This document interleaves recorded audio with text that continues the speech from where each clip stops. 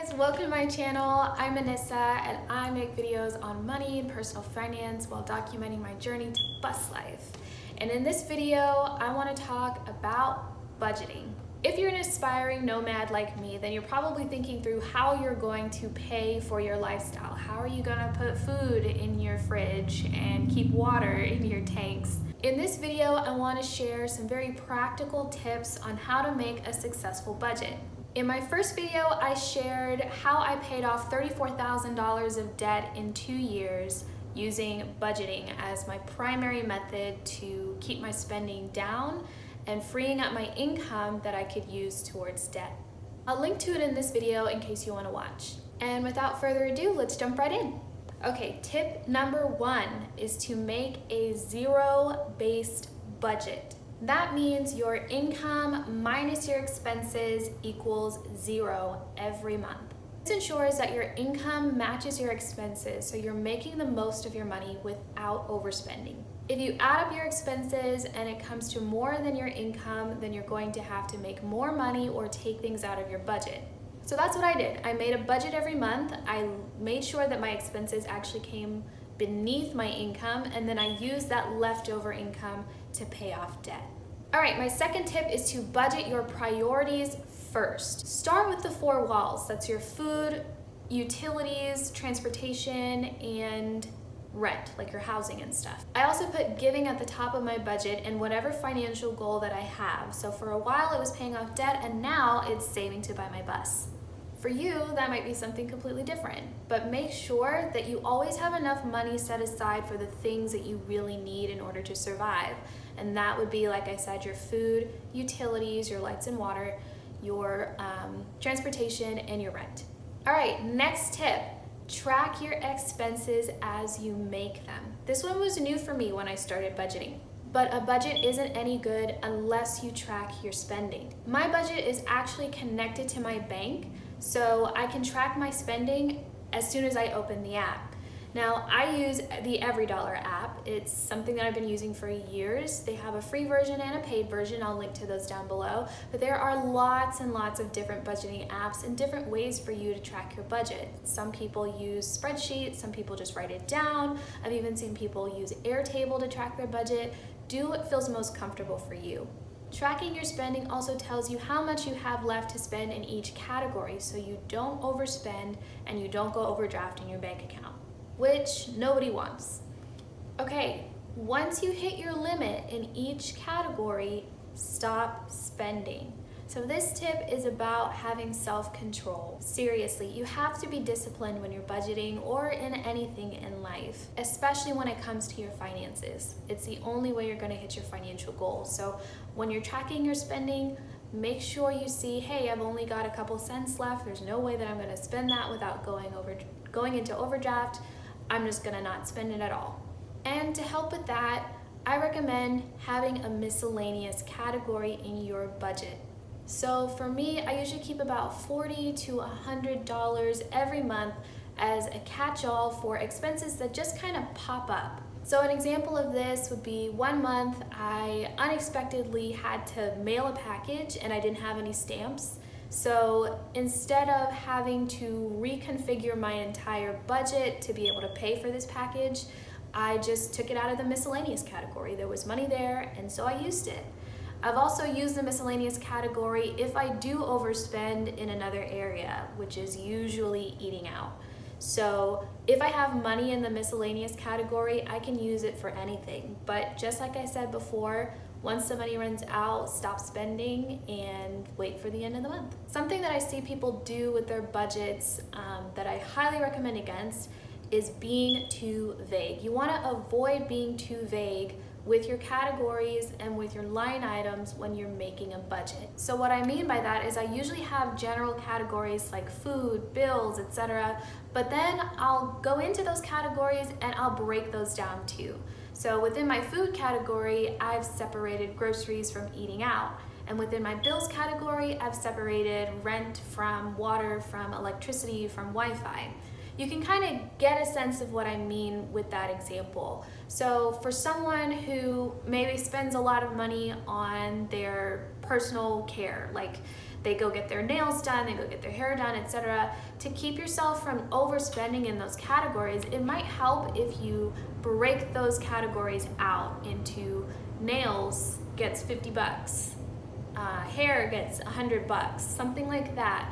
It also gives you a really good sense of how much you're spending on each of those items, and that's really good data, and I'll tell you why in another tip coming up. All right, my next tip is to give yourself time. Give yourself about 3 months to make your budget work.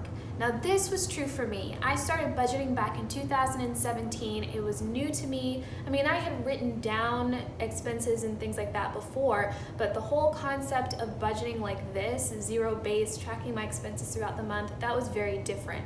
So in the beginning, it was very awkward. I overspent in almost every category, but someone already told me that it was going to take a while for me to get used to budgeting. So when that first month was finished and I saw that I spent way more than I thought I would spend, I used that information to make my next budget.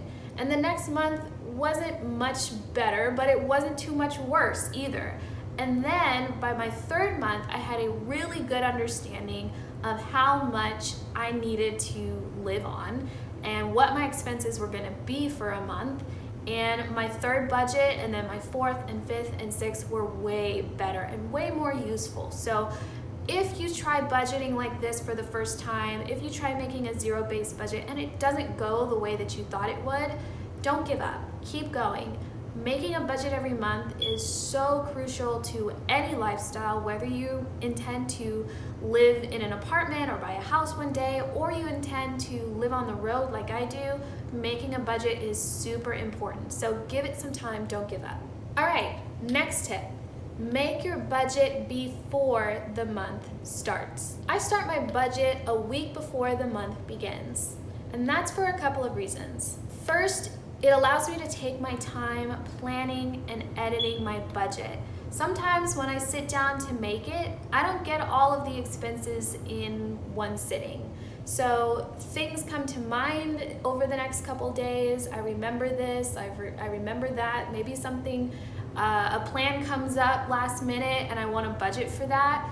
So give yourself some time, give yourself about a week before the month begins to start making your budget for the upcoming month. And the second benefit of doing it that way is that when the month starts, you already know how you intend to spend your money. If you try to wait too long, which this isn't an excuse not to start budgeting. I mean, we're in the middle of the month at this point and you can still budget. You can still start budgeting.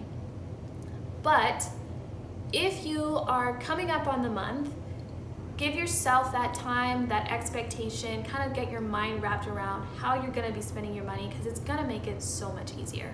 All right, my next tip is to make a new budget every month. Now, I've been budgeting for a few years now, and I have never had two budgets be exactly the same. Every one is slightly different for different reasons. Sometimes I have a special event coming up, sometimes it's someone's birthday and I need to get a gift, sometimes I'm going traveling. All of these things make a difference in your budget. So even though they're gonna be things that are pretty consistent, they're also gonna be things that change. And so making a new budget will keep you prepared for that. So what I do is I start with copying the budget from the previous month, and then I tailor that copy to whatever the following month needs. You can do that pretty easily with the EveryDollar app. I'll link to it below, like I said. But you could also copy your Excel spreadsheet. You could copy your Airtable or whatever program you use to budget. It saves you time and you have a more accurate budget. All right, my next tip. Put money that you find at the end of the month, at the end of your budget, towards your goal for the following month. So what I mean is that sometimes at the end of the month, when I look at my budget, I've underspent in a category, so I'll have a little bit of money left over. Well, instead of just letting that money sit in my checking account, I account for it in the following month. So that means I'll use it towards whatever goal I'm trying to hit, which for a while was paying off debt. I would take that extra $20, $30, sometimes a couple $100, and I would put it towards paying off debt. Now it's putting towards savings, but for you, it could be just taking that extra money and maybe going shopping with it or investing it, which is a really great way to spend extra money. No matter what you do with it, using that money is a good use of extra cash. My next tip, make small adjustments to your budget as you need to. This means that when you make your budget at the beginning of the month or the week before the beginning of the month, you're not just going to sit with that budget, you're going to keep up with it. Things change. So as you're tracking your spending, pay attention. What expense do you no longer have this month? Or what expense has come up? How do you need to adjust your budget? If you're on an irregular income, you'll be doing this a lot. So you'll be paying attention to what money is coming in that month, what money isn't coming in that month that maybe you expected, and you have to adjust your budget. This is good because you're paying close attention, it's keeping you in lockstep with what's going on with your finances, and you're much more likely to be able to afford everything that you have on your budget, or at least afford the essentials, and without going over budget or going into overdraft in your bank account. All right, let your budget inform your behavior. Your budget is a great way to collect data and information on your finances. You can use that information to better inform your choices in the future. A budget is a great way to stay on top of your finances throughout the month. But once you've been budgeting for a long enough time, say 6 months, a year, multiple years, you've now got data on your spending. And you can use that data to inform your choices on how you move towards your financial goals.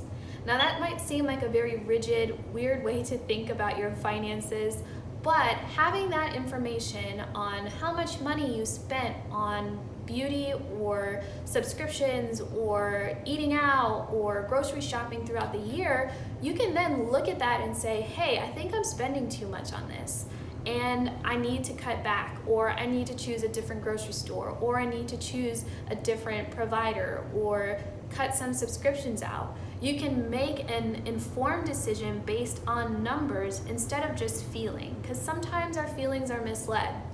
So an example of this for me was when I started budgeting, I really started to notice that I was paying a lot for my cell phone. I was paying probably close to $100 every month for, I don't know, maybe like 3 to 10 gigabytes. I can't remember the exact number, but it wasn't that much. And after a while, I had finished paying off my cell phone, so it didn't make sense that I was still paying so much money just in service. And I was able to look at my budget and see that trend, that habit. I was almost paying more than I was paying for the internet. And so I decided to look around for other cell phone providers, and I found a really awesome company. It's a prepaid cell phone company called Mint Mobile. I absolutely love their service, and I now pay $200 for a whole year of service, and it works amazingly.